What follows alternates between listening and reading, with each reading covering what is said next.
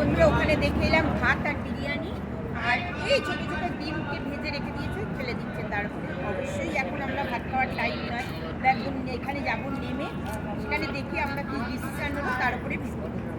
এখন দেখা যাক, এখানে খানা খানা চেঁচাচ্ছে, যাই কি আছে দেখি।